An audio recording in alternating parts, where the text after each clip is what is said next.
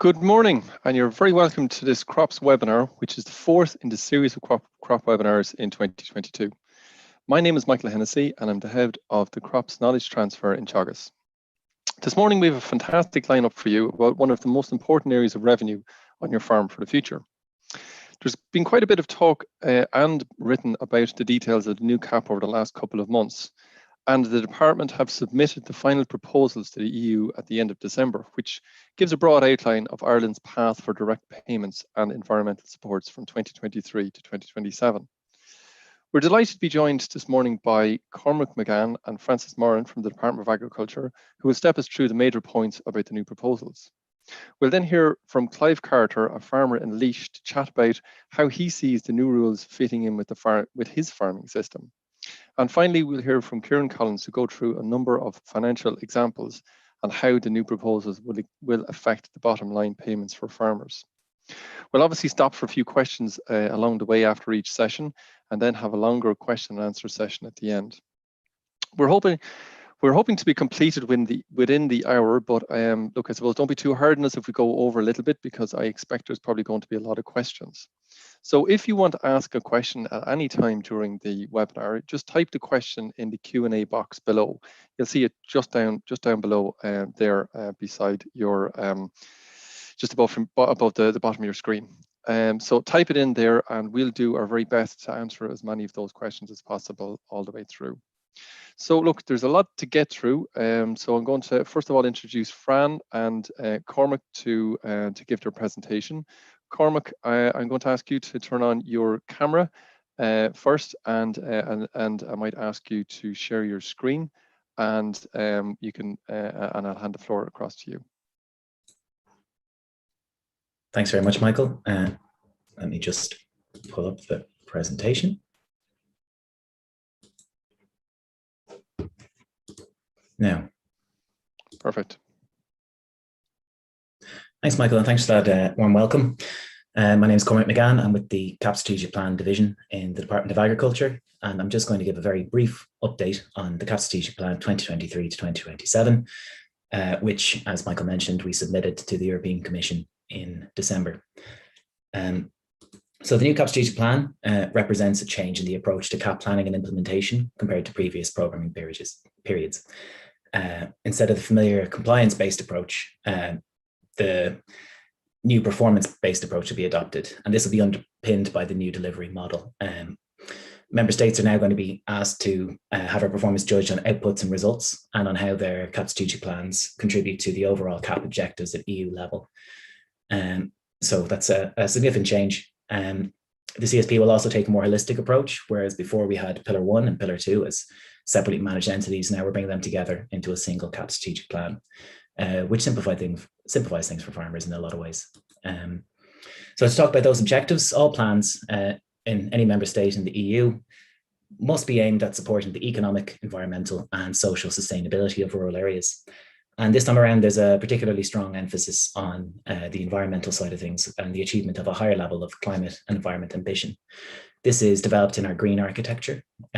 This is a quick diagram to demonstrate how the green architecture works. This operates across both pillars.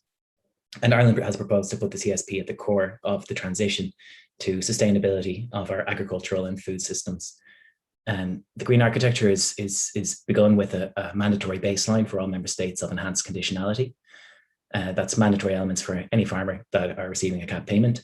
And on top of the mandatory element, we have two optional programs whereby farmers can receive support for participation in eco schemes on Pillar 1, or any of our environmental and climate commitments in Pillar 2, which is led by a flagship new environmental program called the Agri-Environmental Climate Measure, or AECM. So just to talk a little bit more about each of those elements. Cross-compliance is becoming conditionality under the new CAP. And a lot of you will be familiar with the likes of the statutory management requirements, the SMRs, the standards for good agricultural and environmental conditions, or GAIACs. And there are also other European and national standards that farmers must comply with to be eligible to receive any payment under the CAP. The first of those voluntary measures in Pillar 1 is the eco scheme.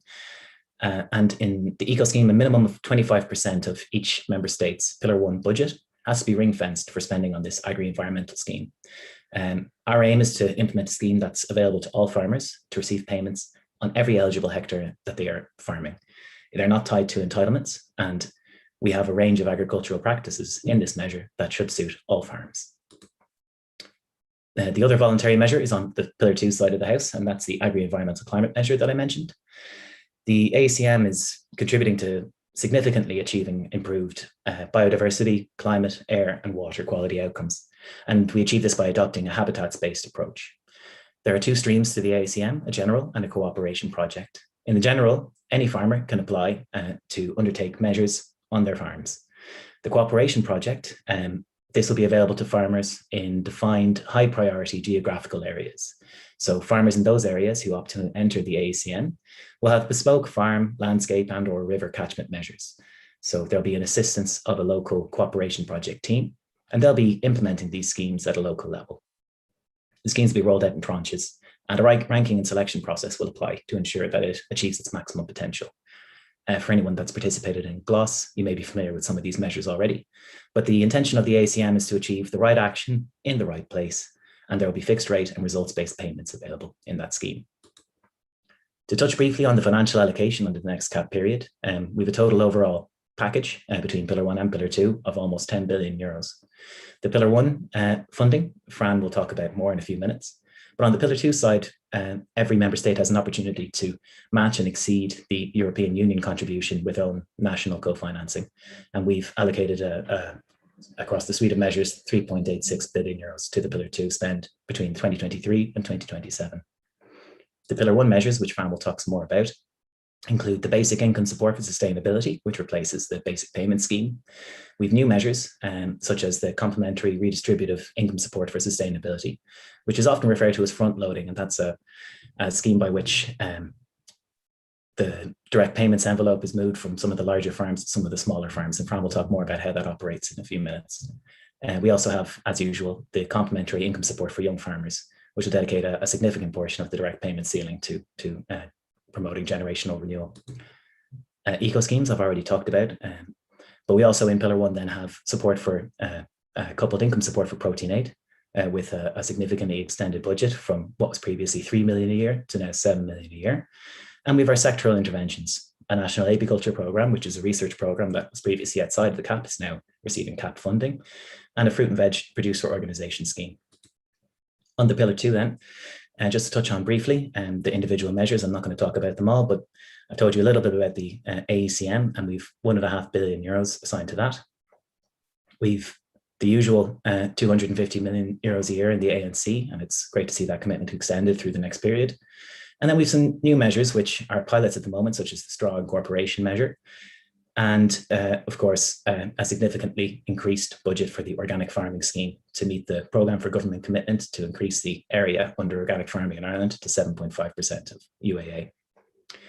I'd just like to draw your attention to our website, gov.ie/CAP, where all the materials that we've released previously in public consultations or the full CSP, which was published yesterday, are available. We'll also be using that platform to upload further communication materials as the year progresses, and we'll be happy to come and talk about those as the plans become approved by the European Commission. And with that, I'll happily hand over to Fran. That's great. Thanks, Cormac. Fran, can I invite you to put your screen up? Yeah, okay. So good morning, everyone. I hope you can hear me okay, and I hope you're all doing well out there. So Fran Moran is my name. I and the team in the department lead up on the area of payment entitlements, ceilings, young farmer scheme, and the National Reserve. So what I'd like to do is to bring you through some of the changes that you can expect to see in CAP over from 2023 onwards. So I'm going to start by giving you some of the headline messages. So the first thing to be aware of is that all payment entitlement values will change in 2023. Also, there are changes planned for the clawback mechanism that's currently in place around sale of entitlements without land, and also on leasing of entitlements, particularly short-term leasing of entitlements from 2023 onwards. You should note that the direct payment ceiling, and Cormac mentioned this, it's a closed fund. So it's a set fund that cannot be added to in any one year. So every time there's a reallocation within that fund, you know, maybe there's more to eco schemes, that means something else has to be reduced elsewhere. Convergence will continue to a minimum of 85% of the average by 2026. And the farmer's decision to take part or not in eco schemes, and we would hope that everyone would take part in eco schemes, and are designed for everyone to take part in eco schemes, that will have a significant effect on their total direct payment. The other thing to be aware of is that these are our proposals, which we believe are the right ones and are all correct, have been submitted to the Commission, but are subject to Commission approval. And we won't have that final approval until later on in the year. So everything we're giving you now is our proposals subject to their approval. So just to go over again, what will make up direct payments in 2023 onwards. So you've the first and major source of funding is BIS. That is where your payment entitlements sit, and that replaces the current BPS and greening. CRIS is the front loading scheme that Cormac mentioned there. That's a payment designed to redistribute money from bigger to smaller and medium-sized farms. You've got your eco schemes. You will have a young farmer scheme and a national reserve, and we'll also have coupled income support or protein aid, as you know it better. So moving on then to payment entitlements. So it's important to know that there is no new allocation of payment entitlements this time around. It's not like it was back in 2015. There are no reference years in the way there was back then. So that means that the number of entitlements anyone holds stays the same. If you have 23.2 entitlements now, you'll have 23.2 entitlements on the 1st of January next year. But the value of every one of those is adjusted to match the funding ceiling that we have. One of the requirements we'll have with entitlements is set a maximum unit value, the maximum highest unit value by 2026. That's currently €486, which when you add greening on top of it, gives you about €700 per hectare. The likely figure in the future will be around €285. Transfers of entitlements will still be possible, but be aware that there will be changes around clawback, and I'll tell you more about those in a few minutes. And know that convergence only applies to the entitlement value. So there's no convergence on the eco scheme payments or young farmer scheme or any of the other schemes. It's entitlement value only. Some of you might have questions around capping. So capping is proposed for Ireland at the maximum possible level. And only the BIS payment is capped. So the payment entitlement values, that payment, that part of your payment is what's capped. Eco scheme isn't capped, you know, front loading or young farmers and so on. So it's done in two portions. A payment above, a BIS payment above 100,000 is reduced by 100%. And the payment between 60 and 100,000 is reduced by 85%. So if you have a BIS payment above 60,000, you would be affected by this. The higher above 60,000 it is, the more you will be affected. And the maximum effective BIS payment would then be 66,000. We forecast less than 200 farmers a year that would be affected by this, and in fact it's probably significantly less than the 200 a year, and somewhere between 1 and 2-ish million there or thereabouts would be released as a result of this. And that money goes towards the front loading or CRIS. There's no deduction for salaries paid, and there is no differentiation here in capping between owned and leased entitlements. It's however many entitlements you declare in any one year. That's what is the capping is based on. Convergence is a central EU policy, and it's no surprise that it continues through the next CAP. That it will reach a minimum, the average payment entitlement, 85% of the average payment entitlement value by 2026. As you know, at present, that's currently the minimum there is 60%, and that was hit back in 2019. And that will be done in approximately equal steps each year, 23, 24, 25, and 26. Cormac mentioned front loading earlier, the CRIS. So that's a mandatory redistribution. And in the current CAP it's there, but it's voluntary, and Ireland hadn't implemented it. But in the new CAP it is mandatory, and seeks to redistribute money from bigger to smaller and medium-sized farms. And Ireland is proposing to use 118 million, or some 10% of the direct payment ceiling for this fund. And that would mean that roughly €43 per hectare would be received on the first 30 hectares by all BIS entrants. That gives a maximum payment in or around €1,300 a year to any farmer. And that would be calculated in the background. It's largely an automatic process in the background, but you will likely have to apply for it. Eco schemes are a new measure within direct payments, and they represent 25% of the budget. That's some almost 300 million a year. It will be paid on a per eligible hectare basis, not linked to entitlement values. You will be asked to carry out a number of actions per hectare, and in return, we will have a projected payment rate somewhere between 66 to 77 euro there or thereabouts per hectare. And that variation is dependent on the number of farmers who take up the schemes. There's quite a list of actions already published, things like limiting chemical nitrogen use, extensive grazing, planting of trees on farms and so on. There's ultimately a choice of about 10 in total, and you have to carry out 2 of them. We hear quite a bit of concern about generation renewal and the lack of young farmers, and that's reflected all the way across Europe. And in 2023, the complementary income support for young farmers, essentially the new young farmer scheme, sees an increased budget of 3% of the ceiling. That works out at just over 35 million per year. That will be paid to young farmers on a per hectare basis, so not per entitlement as it is at the moment, up to a maximum of about 50 hectares. And there will be a significantly higher rate per hectare than at present.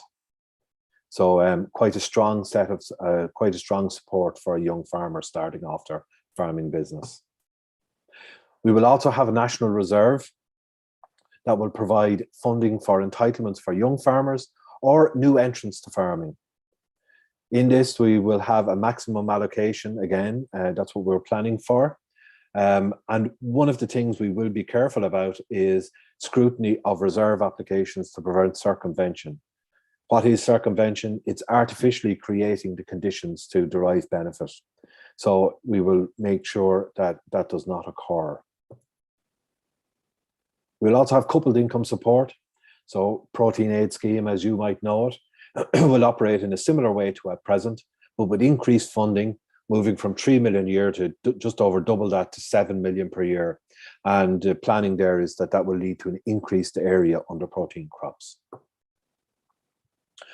Many of you will know that there's all the time there are growing complexity of farm structures, more and more partnerships. And one of the questions that's often asked, if there's 2 farmers in a partnership, will they get 2 front-loaded payments, or will they be able to apply for eco schemes and so on, and ANC and so on? Our guiding principle is that farmers should not be disadvantaged by joining a partnership, but there has to be fairness in that. And that means that it's where there are 2 genuine farming businesses operating together. Yes, they should get 2 front-loaded payments, but not where it's maybe a paper arrangement only.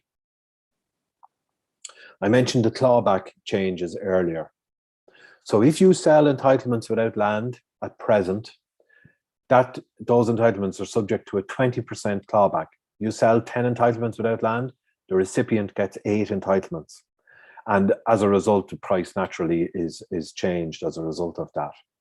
Our proposal is that we would lift that clawback on sale of entitlements without land for 2 years, for 2023 and 2024 only. That allows a farmer who wishes to exit farming or hand over farming to do so without penalty in those 2 years. In tandem with that, then, we are proposing a new clawback where someone leases out all or nearly all of their entitlements on a short-term basis of 10% per year.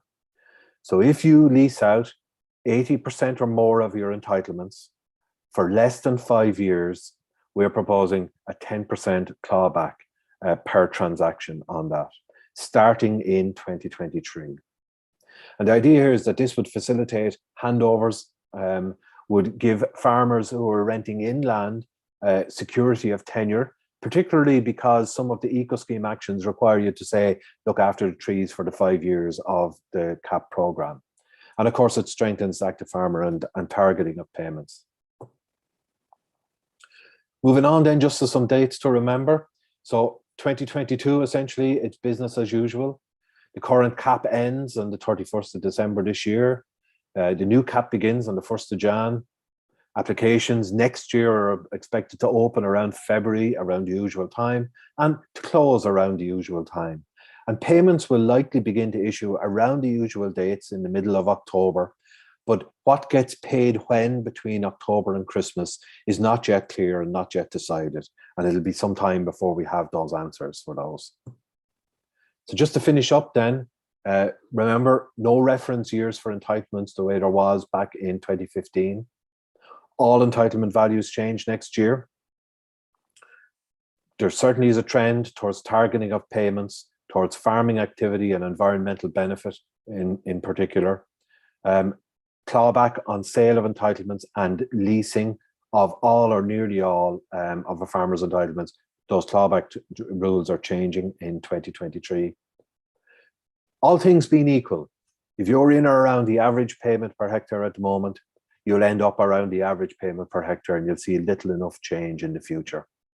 Those who are on higher payments and higher entitlement values will see some decrease, and those with lower payments and lower value entitlements will see an increase.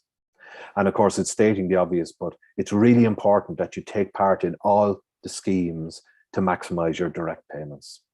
So that concludes my presentation. So I can hand back now if that's okay, or deal with questions as they might arise if it's appropriate, Michael.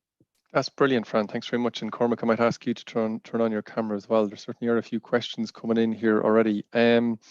Fran, I just might throw one to you starting off. You mentioned there that there's a maximum entitlement value of €285 per entitlement. Is that excluding the top-ups, if you like, from the point of view of Eco Scheme and Chris on top of that? Yes. So that's entitlement value only. Things like the Eco Scheme payment and so on, that's not included in that. Okay. Cormac, just for you, you mentioned the AECM. There's two parts to that. One is a cooperation type scenario. If a farmer is in that area, is it mandatory for the farmer to participate in that, or can the farmer choose just to go with the standard AECM scheme, or none, as the case may be? That's a great question. At the moment, coming into the scheme is voluntary, and the final details around whether or not it'll be only available to you if you're in for the cooperation project, the final details around whether they will have to participate in the cooperation project are still being worked out. We have done a lot of public consultation on this, and we're still sorting through the final details of that. The proposal that we shared back in November, where that it was going to be mandatory, but as Fran has mentioned, nothing is decided until everything is decided with these kinds of things. Okay. Fran, I might go back to you. A question there about if a farm partnership has 2 or 3 members in it, does each of the partners have an individual cap of payments, or is the partnership looked upon as one unit? Yeah, so this is a common question, and not only about the capping of payments, but also with things where it's payments where they happen on a per farm basis to a limit, like front loading and like ANC, for example. So the story here is that our guiding principle is that we would try to make sure that any farms who are in a partnership are not disadvantaged by being so. So where there are multi-herd partnerships, we expect that the limit will be per farm. If it's a single herd partnership, I think that will be different. Okay. Another one, I suppose, around these type of cooperation agreements. What about share farm agreements that are in vogue at the moment? Do you think they will still be allowed going forward? I actually don't know. I'll have to check that and come back to you if that's okay, Michael. Okay. So I'd say somebody's still struggling to understand maybe the leasing of entitlements and clawback. You might maybe just quickly go over that maybe again. Sure, no problem. So if you're looking to sell all of your entitlements without land, In 2023 and 2024, there will be no clawback. So you don't lose that 20%. If you're somebody who doesn't want to sell and you want to, and all of this now, I'm talking about 2023 onwards, there's no change this year.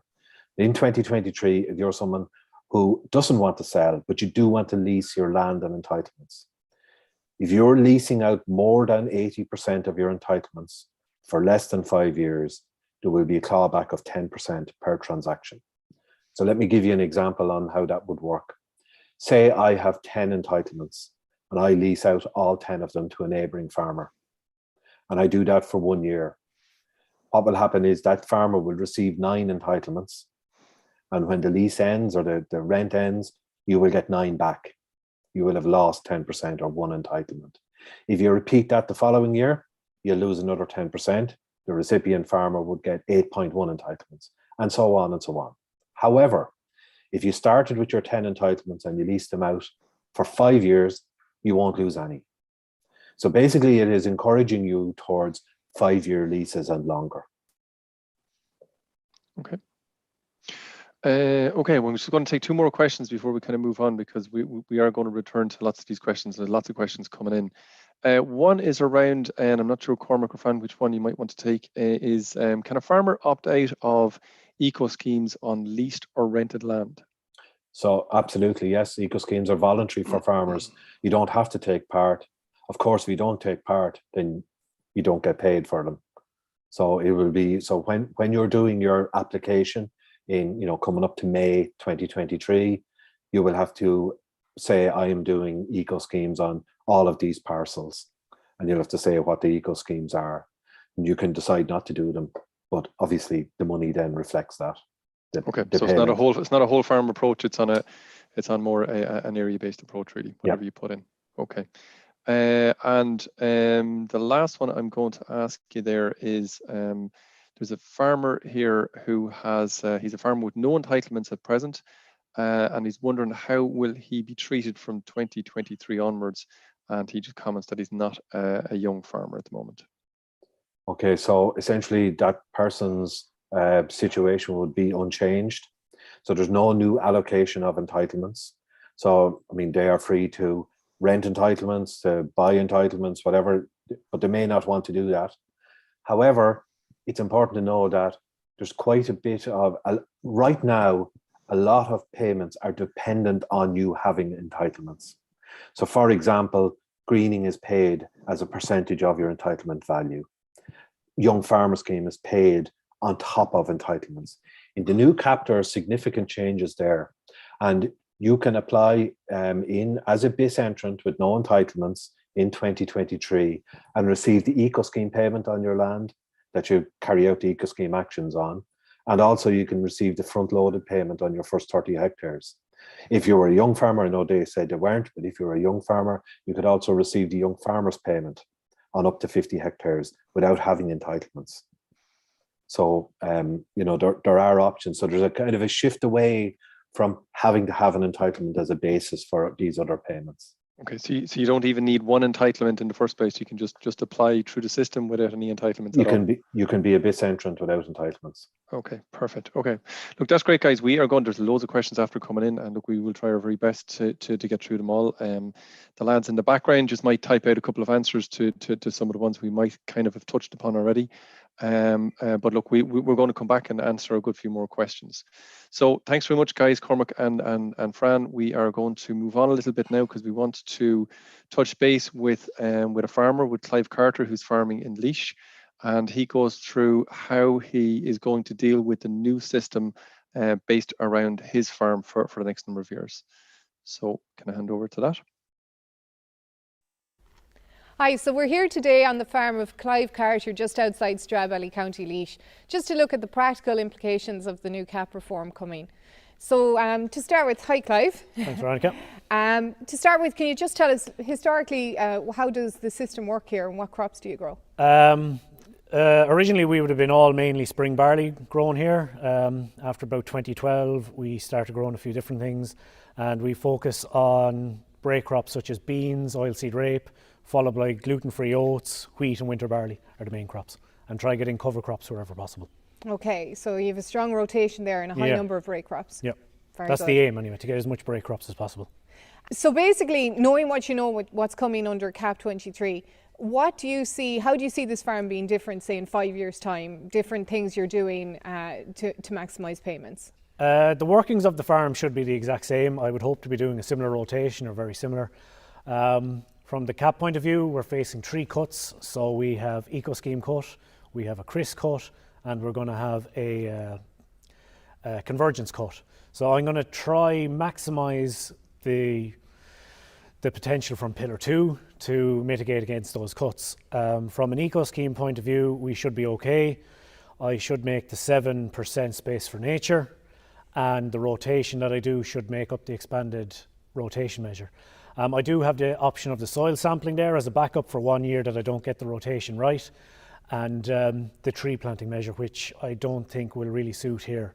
I will be planting trees regardless. We do a bit of tree planting every year, but to do it through an Eco Scheme measure, I don't think it is. I won't be using the GPS spreader because we're a small enough farm here and it just doesn't make economic sense. Okay. So looking at the Pillar 2 options then, you're already growing beans, is that correct? Yeah, growing beans, yeah. So that's something that so what I'm planning to do from a cropping point of view then is keep the rotation, try maximise the payments from the likes of the protein payment and the strong cooperation measure. I have a few reliable buyers of the straw, so I'm going to try keep them, and everything else I'm going to try get in under the strong cooperation measure, just to add nutrients and carbon to the soil. Very good. Is organics potentially there for you? I've looked at it. I have looked at the option of it. My worry about the organics is the lack of markets for most of the crops. Oats is the main one, a small bit of malt barley, but for everything else, it doesn't seem to have the same area for markets, and that's the one thing that worries me about it. Okay. And what about the new environmental scheme? An AECM scheme, I have to see all the options yet. I know there will be a lot more work done on it. I do like the aspect of some of the rotational measures, such as cover crops versus gloss. You can use it in rotational blocks. One thing I am looking at is the arable margins. I think it will fit well with what we do here because firstly, I want to try leave the hedges a bit longer and maybe cut them later in the season, January into February, and that will give me better time to get out on land. So that's one area I'm looking at. I just, from looking at the prices, I can't understand why the differential in the grassland, the margins in grassland versus tillage, but I'm sure that will be discussed this year. Also, the option of minimum tillage for, say, beans or rape can be done rotationally too, so that's potentially a help too. And Clive, do you mind me asking, are you leasing ground here? No, we're lucky enough we own all the ground here. We don't lease any. So the CRIS, I'm not going to have the biggest impact of the CRIS compared to if we had a good bit of lease ground. And it is something the farmers are going to have to wear, that the leasing is going to be an issue with this CAP, particularly around CRIS and eco schemes. Yeah. Okay. So look, we're here now at the start of 2022. This is all going to kick into effect from next year. Is there anything you plan to do in the next 12 months to prepare yourself? Yeah, and I think all farmers will have to do the same, even though we will be making the application in 2023, over a year away from now, May 2023. The plan will have to be done on my farm this year, because if you're putting in any autumn crops, you'll have to know what you're doing. You know? Yeah. Okay, thanks very much, Clive. That was great, and Veronica, thanks very much. That was a really great insight into your farm, Clive, and thanks very much for facilitating us with that. Clive, you have been very much involved in the, I suppose, the feeding into the system in terms of what Ireland was going to feed into the EU.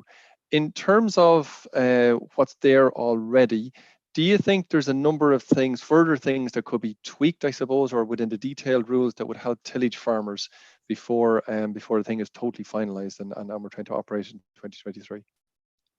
Thanks, Michael. Yeah, as you said, I've been on the CAP Consultative Committee with the Irish Grain Growers Group for the last 2.5 years of that there now. So I have been feeding in a few bits. I just got the plan last night, so I was just reading it a bit there today. Yeah, look at obviously the convergence and the CRIS are going to hit the tillage farms the worst. That's a given. I think the department acknowledged that back in the summer, that tillage farmers were going to be the worst hit. The eco scheme measures, we did push strong to get a few measures, and just looking there now, the expanded crop rotation measure is 20%, including a few crops. And there is soil sampling, or not soil sampling, limited nitrogen reduction measure for tillage farmers too. So it is a help. The area I see going forward with the potential is Pillar 2, and also the strong cooperation measure and the protein aid scheme. To see an increase of nearly 4 million in the protein aid scheme is a big help, and the strong cooperation measure too. But look, at these things aren't going to make up for the loss of income we're going to hit. Yes, absolutely. And I suppose in that vein, Veronica, you're seeing an awful lot of, I suppose, similar farmers in around Clive coming in and out to you. How do you think, in a general sense, that's going to be, affect, I suppose, the real tillage farmers who are, I suppose, commercial tillage farmers who generally are much bigger than your typical average farmer out there? Yeah, well, I think there's a lot of leased ground on people are farming high levels of leased ground up here. We've kind of a very rapidly growing dairy sector in the area, so the land price has increased a lot over the last couple of years, which means that most leased ground now has an entitlement value built into the land price. That is the value it is today and this year. So that's going to drop substantially. I think all recent leases would have a built-in review to happen around this time. So hopefully that will allow farmers to maybe adjust the land price accordingly, because really you can only guarantee a BIS payment going forward. Also, I suppose from the leaseor's perspective, if it's a case you're holding ground for a successor that's not ready, you'd have to move to a longer 5 to 6 year lease. And if you're not looking, the clawback, the 20% loss from the sale of entitlements for 23-24 has to be something that you have to consider strongly, because the reality is the price of these entitlements, or what you're getting today, is only going in one direction if you're at a high value entitlement. Okay. And Veronica, just to ask you in terms of the greening is now ending back up in the conditionality bit. So Yep. Essentially farmers have to do that before they can claim anything. But there's an enhanced scenario there. Do you think that in your area, around the kind of the leash area, will that be relevant, if you like, and in around your area, or is that going to be, will farmers have to look at something different? You're talking about the eco schemes, is it? The eco scheme end of it, yeah. The additional bits, yeah. I think a lot of the farmers look, the spectrum is wide. There are some farmers who have struggled to comply with the EFA requirements under greening to date, and there are others who are well over it. I think a lot of farmers like Clive would be hoping to get the 7% for Space for Nature, if not even the 10%. The crop rotation and enhanced diversification is going to be an obvious choice, but I would just strongly urge anyone who has no experience with these break crops to maybe talk to their advisor, because, if you've been using cover crops with brassicas, or if you've dry ground, they may not suit. And look, the reality is with fertilizer prices, it might be a good year to put a small little bit of ground to a legume. They have a low fertilizer requirement, and if you dip your toe in the water this year, it might be a good time to do it, to get a bit of experience, because if you're going for that, 20% is a lot of ground. Yeah. Okay. Yeah, and just on the Space for Nature, Veronica, the day you were out filming with us, that morning I mapped the whole farm, and we're just barely on the 7%.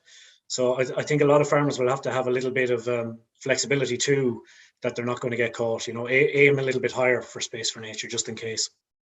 Yeah, I think that's good advice. Clive, I'm just going to finish up with you in this kind of question session. You were probably in a very strong position to, I suppose, add up your own entitlements, or the value that you're going to get back out of the new scheme, to kind of see where you are. And I presume, like most tillage farmers, you're going to be down quite a bit of money. Have you thought about that in terms of how you're going to replace that money, if you like, on your farm, in terms of keeping your income steady? Yeah, look, at it is going to be a good bit of a hit. I don't know. I'm just going to have to manage it, really. As I said, maximise the strong cooperation measure, the Pillar 2 funding, and the AECMs. ACM scheme, which I haven't seen the details of yet, but I'm interested to see. That's the only way I see of getting it back, because look at input costs are going through the roof, and the price of grain isn't really matching it. Okay. Okay.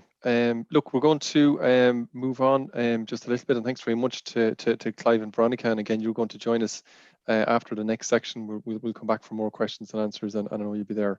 So what we're going to do, because we did mention around income and how the new scheme is going to work out on a farmer in terms of the payments in 2021 versus 2023 or even further beyond.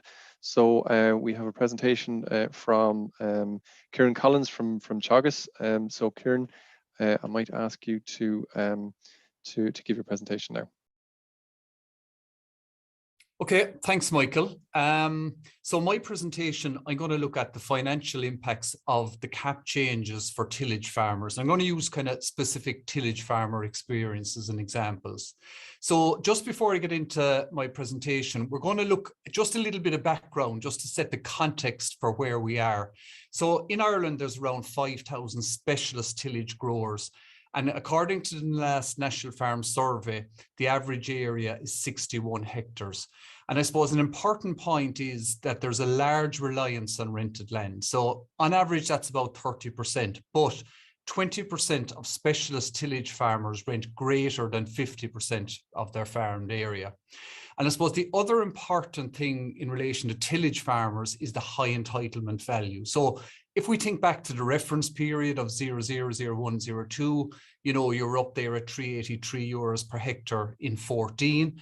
So, and just when you compare that with other enterprises at the time, you know, 383 for tillage compares with 236 for sheep enterprises, cattle rearing to 267, dairy 309, and other cattle, maybe the likes of finishers 351. So obviously convergence has had the greatest impact on tillage farmers, and some of that high entitlement value can also be related to maybe where there was stacking went on in the past, or maybe sugar beet entitlements or cattle finishing when that came into the scene as well.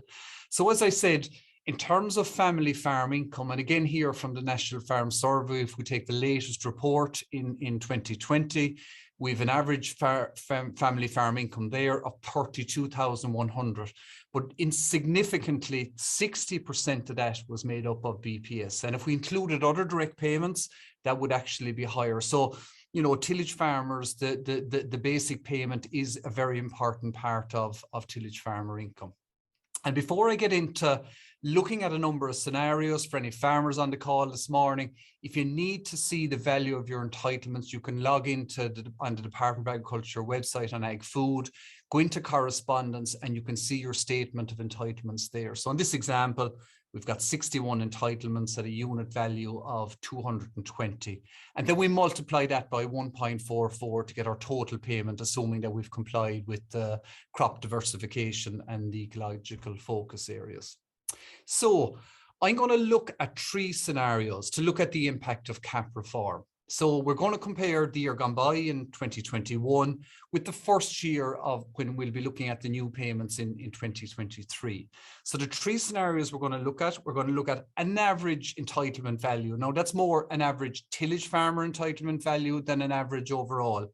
We're also going to examine a high entitlement value. They'll be rare, but some of them are out there. And I think lease land is all, we're going to have a few changes there as well. So we'll also look at lease land. So in our first scenario, back to the National Farm Survey, average area of 61 hectares. We're not going to complicate it with rented land, and we're going to look at an entitlement value of 220 euro. And that works in at 317 when you include the greening as we would have had in 2021. I'm going to use the same assumptions for the 3 scenarios. Firstly, we're going to have the same area of land and number of entitlements.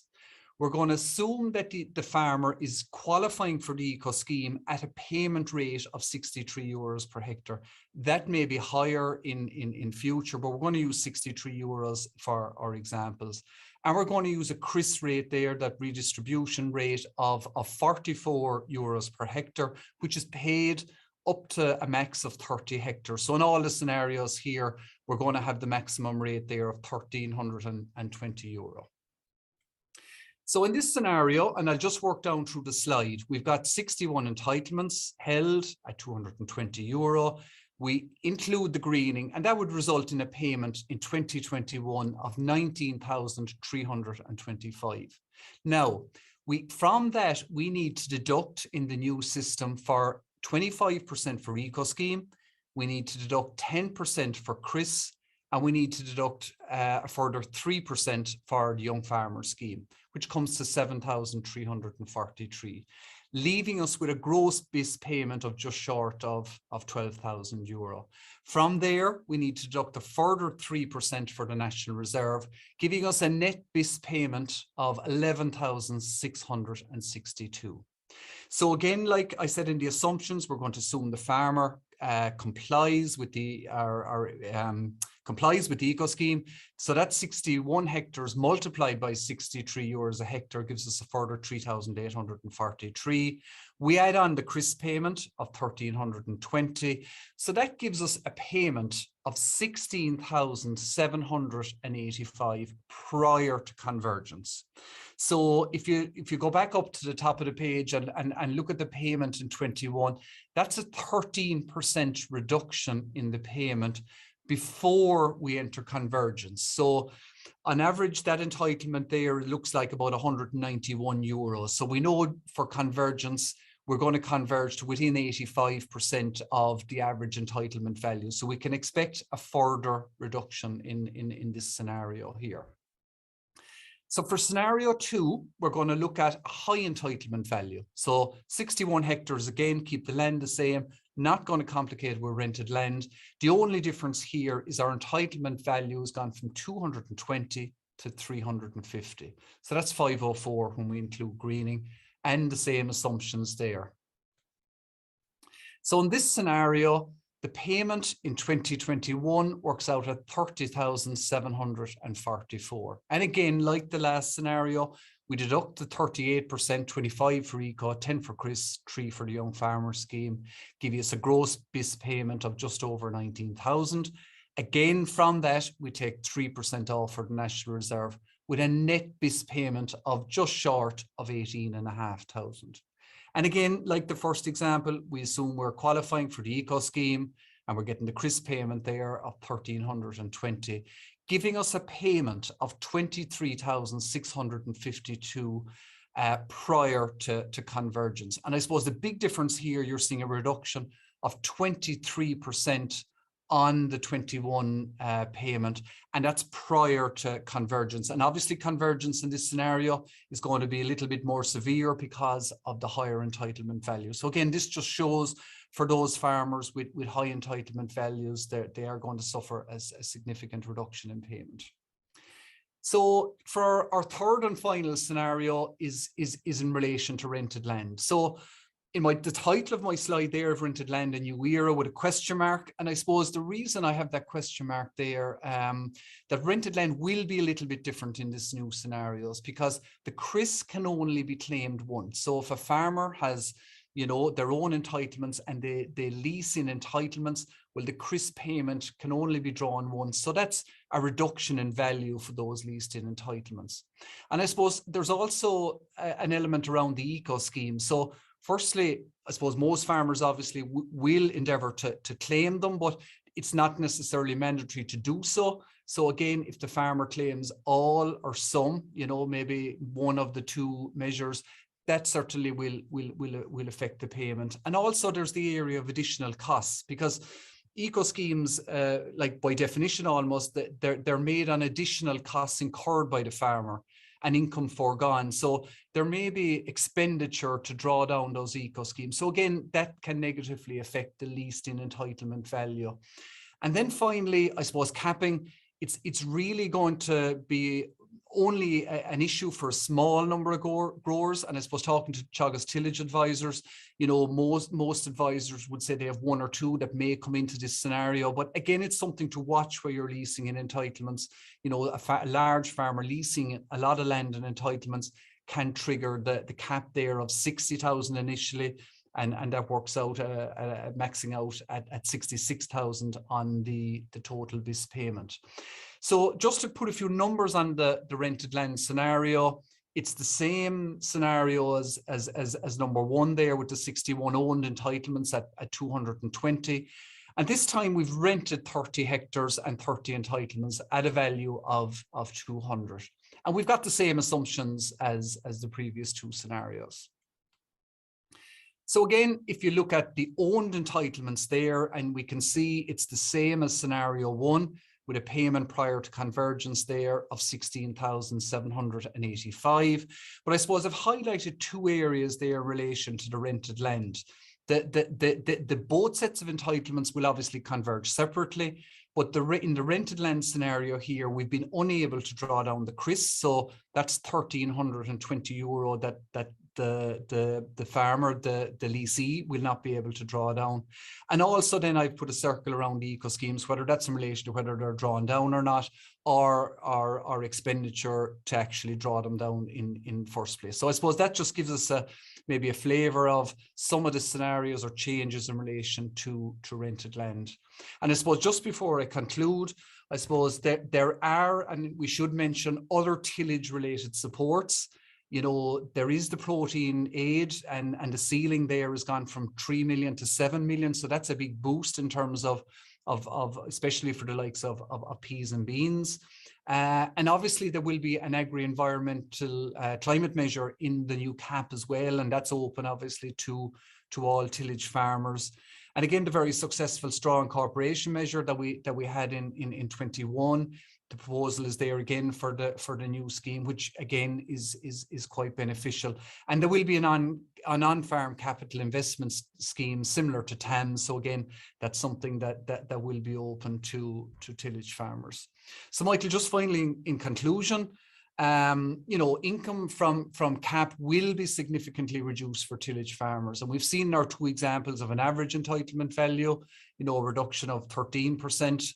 For the larger entitlement value, which again wouldn't be it would be a small number of growers, but they're there, of 23%, and that's all prior to convergence. So obviously convergence will further reduce those payments.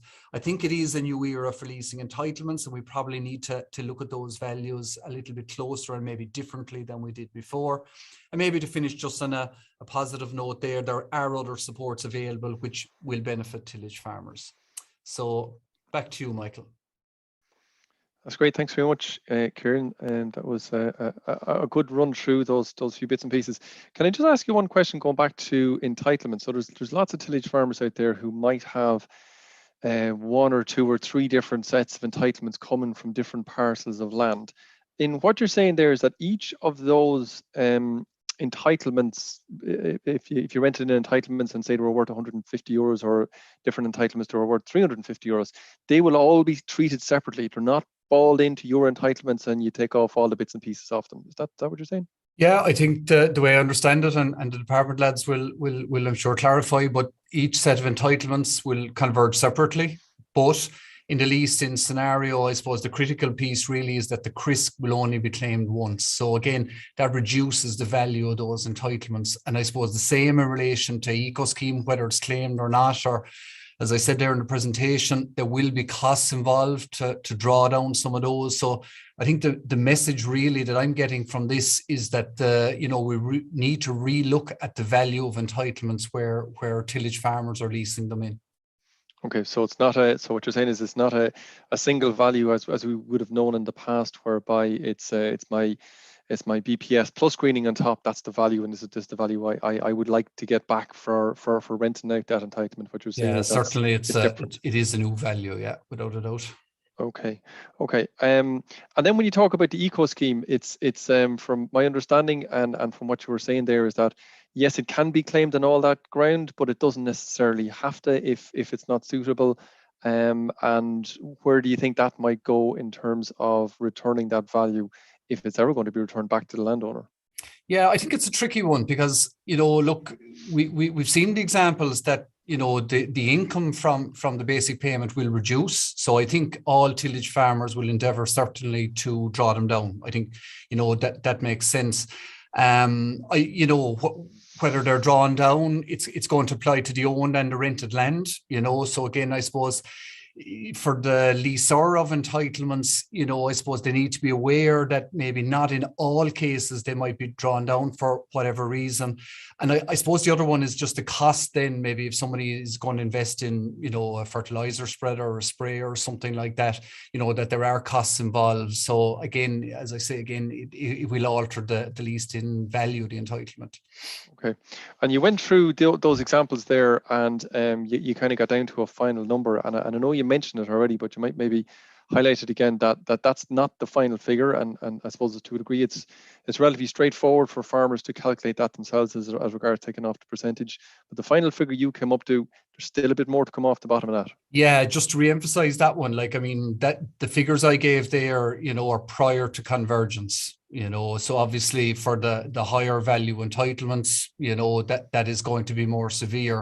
And I suppose I should say, and, you know, I used 2 examples there where the value was decreasing. Obviously, farmers with low value entitlements, obviously convergence is going to work the other way in their favor. But I suppose the reason I picked those examples was they're based on the National Farm Survey, the kind of average tillage figures, which tend to have a higher entitlement value overall. Okay, I might ask everybody else on the panel maybe to turn your cameras and your mics on. And Fran, I might just come to you first in terms of as we're talking about the convergence. The question here is regards what's the average entitlement value that everyone's going to be converging to, if you like. Okay, so the average entitlement value today is in around 182, 183 euro. And in the new CAP, we think that the average entitlement value will be somewhere north of 155 euro, 155, 157 euro, there or thereabouts. That's what the average will be. Okay. The reason for the uncertainty is that we won't know that until later on this year. So that's why I'm being a little bit cautious, but within a few euro of that, we think. Okay. Okay.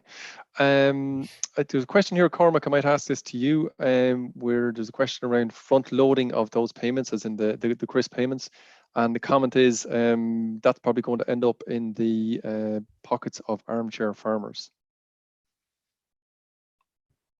You're on, yep.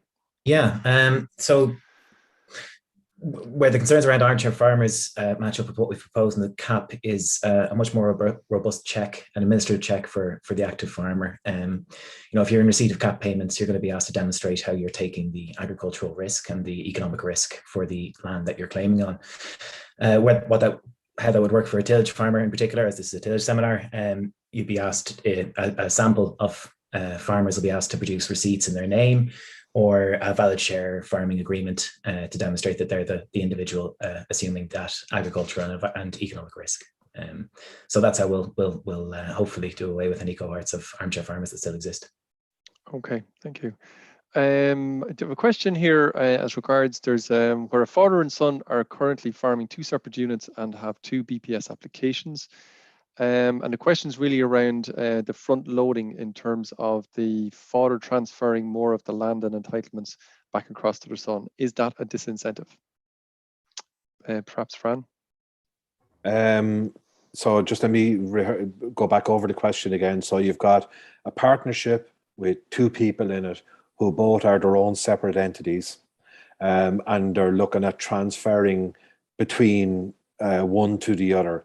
And in doing so, they may one ends up with more than 30 hectares or 30 entitlements. Yep. Yeah, so absolutely, the front loading is will possibly affect them in that situation, and they need to take that into account in making their arrangements. Okay. There was a mention there of Clive. You mentioned it there that you reckon the arable grass margins are going to suit you. And your farming system, and you had a question there around the different payments between that and the grassland grass margin, I suppose, if you like. And I suppose there is a question there around why are there different payment rates for both of those, seeing as I suppose the land are in for the same purpose, if you like. Maybe Clive, you have a comment, and I might maybe come to maybe Michael Maloney maybe after that. Yeah, no, it was just something I saw in one of the preliminary plans going forward. I haven't seen it on the one that we got the other day, but yeah, the margins for arable was, I can't remember the payment off the top of my head, but it was significantly less for a grass margin in an arable field versus a grass margin in a grassland field. And there was another one to include fencing. So I just don't know where the differential in the price came. It seemed to punish tillage farmers a little bit more. Michael Maloney, do you have a comment on that? I suppose I do and I don't. First of all, it's an AECM, so I don't deal with AECMs, that's Johnson Castle, but I do know that, we'll say in particular when we were dealing with the strong cooperation measure and contributing to eco schemes, all AECMs, all Pillar 2s are based on the principle of cost incurred, income forgone. So what I would presume happened in this case is they would have looked at, we'll say, the average tillage gross margin and compare that across, we'll say, the average livestock gross margin and based your cost incurred, or in this case income forgone, because you're setting aside a margin as such. It's on that basis, I suppose, and they would probably have taken an average of the gross margins across all the livestock, and of course the dairy gross margin would have pulled that up. That's the only explanation I can give, Clive. We can certainly talk to Johnson Castle and get a more definitive answer for you. Okay, and apologies, I neglected to introduce Michael Maloney from the Department of Agriculture, and we're also joined by James McDonald from Teagasc, the financial specialist from Teagasc, just to round it off. And Michael, actually, as you're there, and sorry, we've John Joe Byrne as well from the department as well. As you're there, there's a question in there as regards miscanthus. Will that be finally regarded as a crop and not space for nature or an EFA? I'd have to check that out for you. It's again, if it's on the list of crops already for BIS, well then that would continue into the, or BPS currently it'll go into the BIS, but I'm not sure in what regard, for BIS or for what other scheme are you referring to? I suppose to bring it in as a crop, I think, Michael, is what the question was really around. Crop the same as wheat or barley. Okay. We can check that out. Look, there's probably colleagues from the department. There's a good few questions coming in, and a lot of them are around a similar kind of vein. That and certainly from Kieran's talk there, the tillage farmer is going to get hit very strongly by these new regulations, and maybe you might have a comment maybe as regards where you would see tillage farmers going in the future, because I certainly know that there is in some of the other strategic plans, I suppose, a general plan to maintain the area of tillage land in Ireland. Okay, so I suppose do you want to take that, Mike?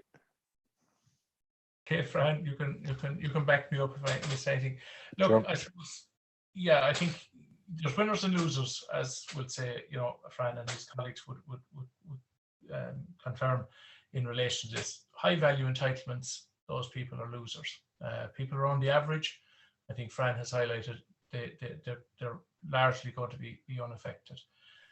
In relation to tillage, there's a number of dedicated measures that Fran and Cormac have gone through, such as the strong cooperation measure. It's a dedicated standalone measure worth 50 million over the next, and if you include 2022 and 2021, it's worth 70 million to tillage farmers. The protein aid has been more than doubled again, and it's the only coupled payment out there in relation to all the various schemes. There's no coupled Pillar 1 payment for dairy, beef, sheep. It is the only one that's there, and it's more than doubling, and it will give a degree of certainty to people who want to grow protein crops, and will take the fluctuations out of the price. It is acknowledged we need a stable tillage sector, and I suppose we've gone through a number of years of decline, up to 50,000 hectares in the last 10 years as such, but in the last I would say nearly 3 to 4 years, we've seen a stabilization with even an increase in tillage area in 2021. I think 2022 is going to be somewhat similar in relation to area, but it's going to be a difficult year in relation to margins, but hoping that that's only going to be a 1 year, I suppose, in relation to the unprecedented fertilizer prices. It is a valuable sector. It's got the best emissions profile of all the sectors out there, and we have to acknowledge there are going to be losers in respect of the CAP. but we would encourage people to look at the schemes that are out there. As I said, you have a dedicated pillar one scheme in protein aid. You have a dedicated pillar two in relation to SIM, and also in addition to that, tillage farmers have a second bite of the cherry in relation to the general AECM measure with a max payment of 7,000. And there is, you know, a raft of options inside there, such as Mintil.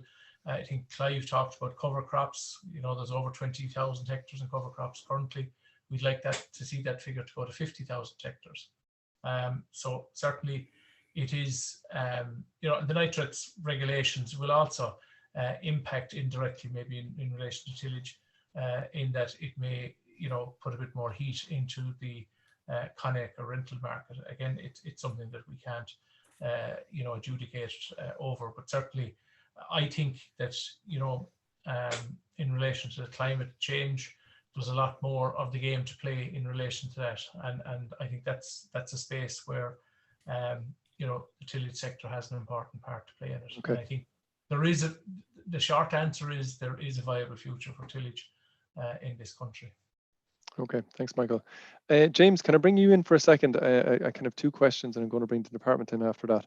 There's a number of questions in there as regards for farmers who are leasing out entitlements and now don't want to sell those entitlements. Is there capital gains considerations to be taken into account there? And maybe you might have a comment and go to the department then after that, in terms of, is there any way those farmers might be able to stack those entitlements back rather than losing those entitlements? James, maybe I'll go to you first. Yeah, okay. So as entitlements are looked on by revenue as a capital asset, the same as a tractor or a piece of land. So if you sell or transfer a basic payment entitlement, there is a capital gains tax due on it. So I suppose it depends on whether you establish them yourself. If you establish them, they come in at a zero value. If you receive them as a gift or purchase them, they have a value that they arrived into your account at. So when you go to sell them, it depends on whether it's a zero value starting off, or if they come in at a market value into you, the capital gain would be less. So the rate is 33%. So I suppose in looking at the clawbacks and, you know, reducing the administrative burden around, you know, moving people towards long-term leasing, that's a good thing. But I suppose the other side of it is trying to move entitlements from inactive farmers to active farmers. If the person wants to sell, there will be a taxation due. So that's a little bit of a disincentive. But I mean, I suppose there's farm organisations making, I suppose, submissions to the Minister for Finance and Revenue to remove that. We had that back in 2014. So I suppose it's all up to play for yet. And I suppose the proposals are still only proposals. So it's after that then that the rubber will hit the road as regards, you know, any changes in the tax. So there's pros and cons to what's happening. Yeah. Okay, thanks, James. Just in terms of stacking, maybe Fran, is there potential for that? So as people who are leasing out entitlements on a yearly basis don't lose them as you outlined earlier? Yeah, so the answer on that is clear, but unfortunately not what some people might like. So there is no stacking available within the next CAP. So it's not possible. It's not provided for in the regulations, and we won't be able to do it. So there won't be any stacking or consolidation in the new CAP. Okay, so the only option there if you're leasing on a yearly basis is go to a 5-year basis to, I suppose, protect those entitlements. Yeah, exactly. Okay, exactly. Yeah. Cormac, could I come to you? There's a question here as regards existing scrub areas, or maybe the red line areas as would have been there in the past that were excluded from the BPS. Are they coming back into the application now, and where can they be used? So our proposal that we submitted to the Commission is that up to 30% of a parcel could be made up of these scrub or space for nature type of areas and still be eligible for certain types of payments. So the fine detail on that is still to be finalised, pending comment from the Commission. But yeah, that our hope is that some of those red line areas will come back in. Based on our current modelling, we'd estimate that that'll introduce about 55,000 hectares that are currently ineligible into the pot. Okay, and actually, as you're there, Cormac, there's a question here around forestry. A person saying they have forestry, so will the environmental payment be paid on forestry land, and also other payments being discussed for tillage? I'm not sure what that is, but how does forestry treated in the new system? I'm afraid I'm not an expert on the forestry side of things. I don't know if someone else has a better background on it, but my understanding is that certain areas of forestry will be eligible, and there are exemptions for forestry for some types of land. But I will probably prefer if you'd submit those comments maybe to Chagas, and we can get them answered for you properly. No, I'll just make a quick comment, Michael, if that's okay. Sure. Well, currently, there's different types of forestry, but forestry that was planted on eligible land in 2008.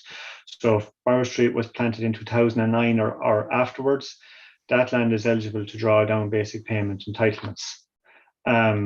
So the question I reckon is being asked, if that land can draw a BIS payment, can it get an eco payment, is probably the direction that the person is asking. So I don't know, Cormac, if you know the answer to that. And then forestry pre-2008 was always ineligible, and I assume that will continue. Fran may correct me, but my understanding is that if a hectare is eligible, it can receive an eco scheme payment. All eligible hectares are entitled to receive an eco scheme payment. So the answer is yes. Okay. Thank you, Fran. I just wanted to come to you in terms of, and again, we're talking about, I suppose, the future of tillage just a few minutes ago, but you did mention along the way that the Young Farmer Scheme will be beefed up, I suppose, if you like. So you might just maybe go through that a second time. Am I right in my understanding that the young farmer will get entitlements that they'll keep in the longer term, but they'll also get a top up over the years, which is a pretty significant payment, I think, as you outlined? Sure thing, yeah. So there's essentially two different things that a young farmer can apply for here under direct payments. So the first is the National Reserve. And from the National Reserve, a young farmer, qualifying young farmer, can obtain an allocation of payment entitlements. So those entitlements would be theirs then to do with, to claim each year and so on. The same as any other farmer then who has entitlements. Those entitlements are given out at the national average value. So they would receive those on whatever eligible hectares up to a maximum that they might have. We are proposing that there would be a restriction. So when a young farmer gets an allocation of payment entitlements, that they would not be then able to transfer those payment entitlements for 5 years. So in other words, that they show some commitment for the valuable resource that's being given to them for those 5 years. They don't just sell them the following year, for example. Not that that's widespread or anything like that anyway, but just that kind of shows commitment to farming. So that's one. The second thing then is, and that's a permanent support for as long as we have payment entitlements and direct payments and so on into the future. The second one is the Young Farmer Scheme. There's a new name for that, complementary income support for young farmers. And that sees a payment for a maximum of 5 years paid to a young farmer per eligible hectare. So at the moment, that the Young Farmer Scheme is paid, it's about €68 per activated entitlement. So you have to hold entitlements to be able to get the young farmer's payment, and there's a limiting rate. In the new CAP, that changes, and changes very significantly, in that the link is not to entitlements anymore, it's to eligible land. So it's paid per eligible hectare to the young farmer, up to a maximum of 50 eligible hectares. And the rate will also increase. The rate, the regulations have stipulated that there's a minimum of 3% of the ceiling allocated to this each year. That equates to about 35 million. And while that is dependent on the number of young farmers who apply, the number of hectares they declare, we expect that there will be a significant rise in the rate per hectare compared to the rate per entitlement at present. We think that will probably go to somewhere north of €160 per hectare. So quite a substantial increase in payment for those who are looking to take up farmer, and that would be for a 5-year period. And just to before the question is asked, if someone is already in the Young Farmer Scheme and they're a continuing applicant, then they can continue seamlessly onwards into the new CAP. So essentially, the old applicants get paid the new money, if you like, as they proceed on. Pay the higher payment. Yeah. Okay, perfect. Look, we are rapidly running out of time. I'm just going to ask one other question, and it's to Veronica. Veronica, you mentioned along the way that lease that land rental is obviously a large part of your client's business, and there's a question in here around if you're signing a 10-year lease agreement in 2021, what changes should you put? I suppose what should you put in place as regards that lease agreement to make sure that you're reasonably protected for the new rules that's coming through?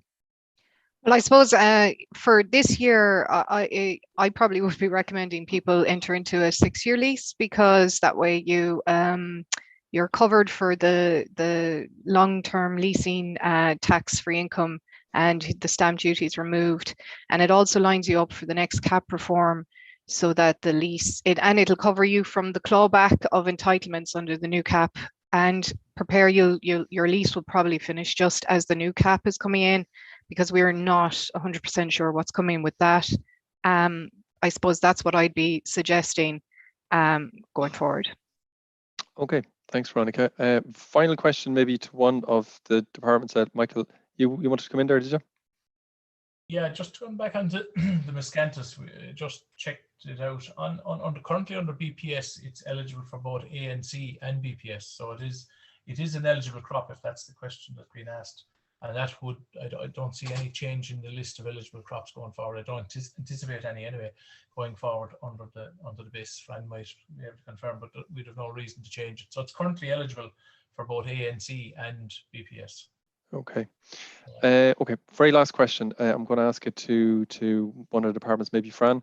In terms of a calculator, for people trying to figure out what they're going to do going forward, or how their payments might look going forward, are the department going to produce one, and when would the industry likely to see that? Okay, so we're in the planning of that at the moment. We are anxious to provide one as early as possible, so that people can see how their payments might be affected in the future. But I don't have a date yet for that being implemented. The thinking at the moment is that one will be available on our website. So you'll be able to go to the website and put in the number of hectares you have, the number of entitlements you have, and their current value. And you'll be able to see payment today versus payment in the future. But we're just a little bit away from that. So we're working out some of the technical details in the background. We overcome those. We hope to have it up reasonably quickly. Okay, that's great. Thanks very much. So look, we're going to have to leave it there. We are a little over time. Thanks everyone for sticking with us. Look, there's still some questions we didn't get around to, but I think we've answered the majority of them.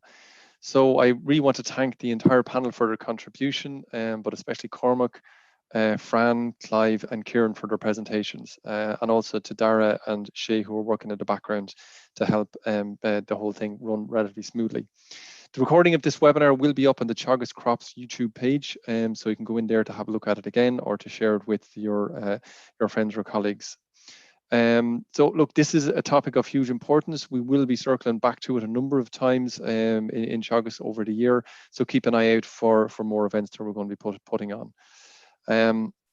We certainly really appreciate your participation today, and the questions I think are really helpful, not only to clarify stuff today, but also to help the department's thinking in setting out the finer details of the rules and how they'll be implemented over the coming months.